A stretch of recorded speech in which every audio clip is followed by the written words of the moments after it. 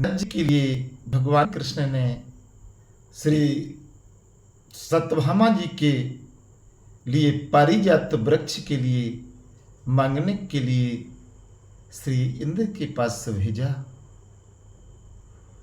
और वहां पर विभिन्न प्रकार की भ्रांतियां उत्पन्न हुई और इंद्र पारिजात वृक्ष देने के लिए कई प्रकार के दृष्टांत देने लगा।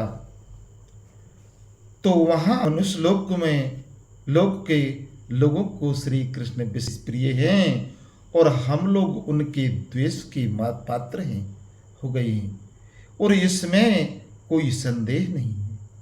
इसका कारण यही है कि श्री कृष्ण उन मनुष्यों के प्रति स्नेह बढ़ता जा रहा है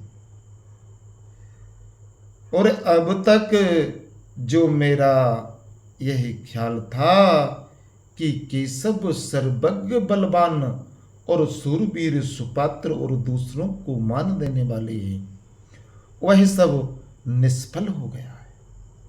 और श्री नारद जी जाइए और मेरे शब्दों में श्री कृष्ण से कह दीजिए कि मैं शत्रुओं के आह्वान करने या ललकारने पर युद्ध से पीछे नहीं हटता हूं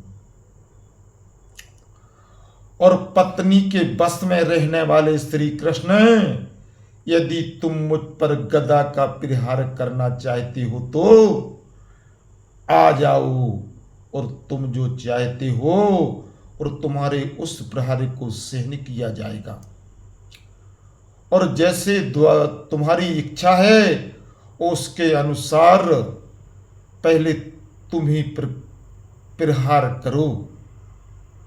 और जनार्दन तुम गरुड़ पर चढ़कर दृढ़ होकर मेरे ऊपर सुदर्शन चक्र,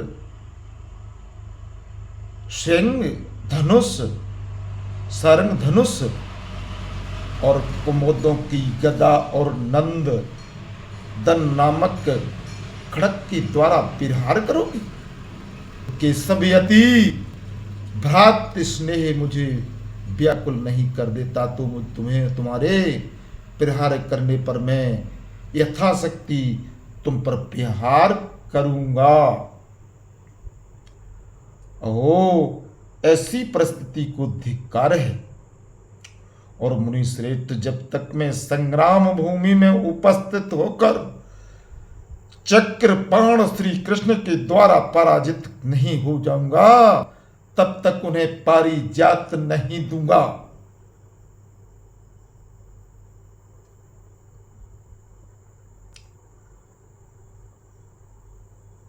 और जाऊंगा तब तक उन्हें पारिजात नहीं दूंगा।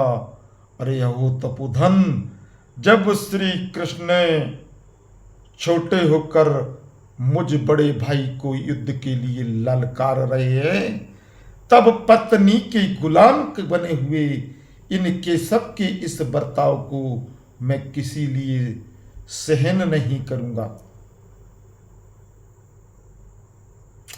और भगवान, अरे आप आज ही श्री कृष्ण द्वारा सुरक्षित द्वारकापुरी को चले जाइए और विवाद के लिए तैयार खड़े हुए उस अज्ञानी अच्युत से इस प्रकार मेरा उत्तर सुना दीजिए। और जब तक तुम पराजित नहीं कर दोगे तब तक पारिजात वृक्ष की तो बात ही क्या है, उसकी आधी पत्ती भी इंद्र तुम्हें नहीं देगा। और तपोधन, मेरी इस बात को याद कर रखते हुए आपको मधुसूदन श्री कृष्ण से इन्हीं शब्दों में यह बात कहनी है। और कहनी चाहिए। और भगवान, आपको मेरा प्रिय करने के लिए अच्युत से पुनः ही शंख होकर यह बात कह देनी चाहिए कि माया छल कपट के द्वारा पारिजात वृक्ष का अपहरण करना तुम्हारे लिए उचित नहीं है। और विशुद्ध युद्ध ही होना चाहिए, कुटिलता पूर्वक बर्ताव को धिक्कार है। इस प्रकार श्री महाभारत के अखिल भाग्य हरिवंश के अंतर्गत विष्णु पर्व में पारिजात के प्रसंग में इंद्र का वाक्य विषय 17वां अध्याय पूरा हो गया है।